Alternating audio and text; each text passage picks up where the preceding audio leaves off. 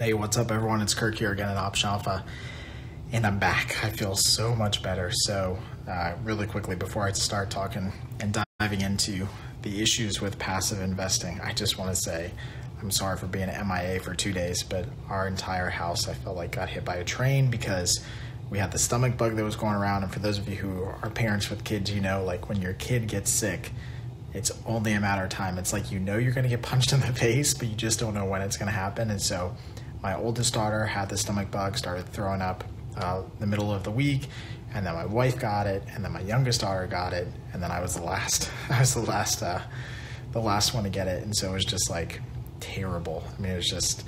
I've never traded. I said this to members on the video update. I made a trade in Oracle on Friday, our only trade. I literally crawled, like army crawled to the computer and made that trade. I've never done that before in my life. But anyways, I feel 100% better. And I have my buy soda, which I love.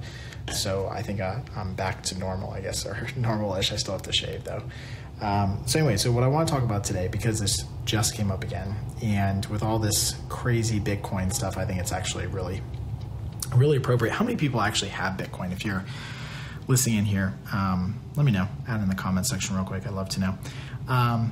So I think this is crazy. So my father-in-law came over to the house the other day and started asking me about Bitcoin again, and said he was going to take some money out of his IRA to invest in Bitcoin, which I'm like, please do not do this right now. But I said, look, I mean, we started having to talk about it and having a conversation about Bitcoin and just index investing. And look, I mean, I think the markets are going to have probably one of the best years that they're going to have in the next 10 years, right? Like this you could really look back on this year and maybe eventually say maybe this is the best year the markets have had, just like straight up, right? But I think the problem with index investing and even what people are doing right now with Bitcoin is that there's no underlying thought process behind it, right? It's really a follow the herd mentality. And I see this a lot in indexing because right now the markets are really, really good. And so everyone thinks that, hey, indexing is the way to go. Like we just buy up the indexes, buy up the S&P, buy up the NASDAQ, buy up the Dow. And the big glaring problem with this is that everyone buys with no assumption of valuation. Like it's just the next person buys because the last person bought, and the next person buys because the last person bought.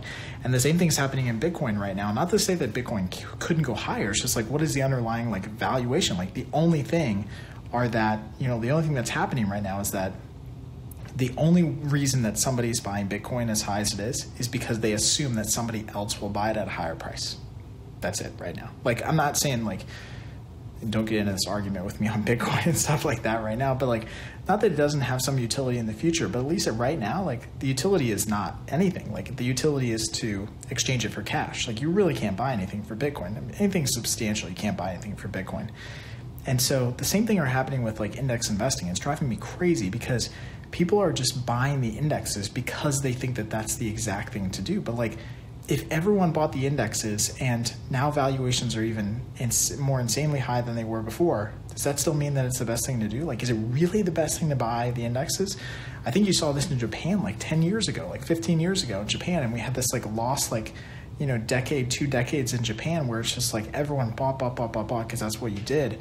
And then everything crashed and we had, lackluster, basically for 2 decades. And so I think that's where we're kind of headed, right? Maybe that's not, maybe I'm totally wrong, but I think that where we're at now with index investing is so crazy because you talk to anyone about investing and they're just totally buy the indexes. Not that it can't beat anything, but we've all heard about this, chasing returns, chasing performance, right? That everyone who, in the mutual fund world, what investors do is they look at the top mutual funds every year and they then move money out of the worst and move them into the best. And then those mutual funds underperform. And it's just this constant chasing of performance that people get.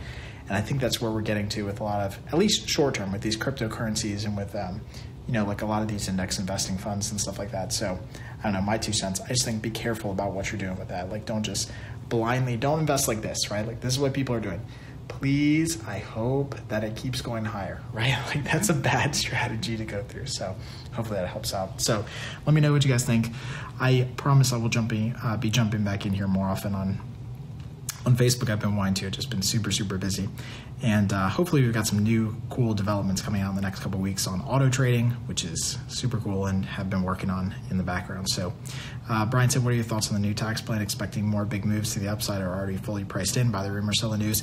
I totally think it's a buy the rumor, sell the news type of event. So hopefully I'm right in that assumption. But look, people have been pricing in tax cuts since Trump was elected. And so we've just priced them in.